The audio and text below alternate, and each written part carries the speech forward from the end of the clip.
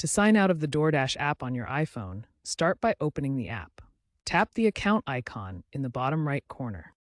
Scroll down in the account menu and tap Log Out, then confirm your choice. This action terminates your current session and clears your active credentials from the app. To log back in, simply open the app and re-enter your email or phone number and password. You can also enable Face ID or Touch ID for quicker and more secure logins. Remember to use a strong, unique password and consider enabling two-factor authentication for added security, especially on shared devices. Logging out is crucial to prevent unauthorized access and protect your account information. Unlike Android, iOS doesn't allow direct cache clearing for individual apps. Instead, you can offload or reinstall the DoorDash app to clear its cache. To offload, go to your iPhone Settings, General, iPhone Storage, DoorDash, Offload app.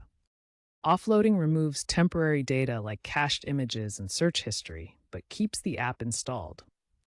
Reinstalling the app achieves the same result, but requires downloading again from the App Store. Clearing the cache can improve app performance, especially if you experience lagging or slow loading times. Regular cache clearing can also help free up storage space on your iPhone and resolve minor app glitches.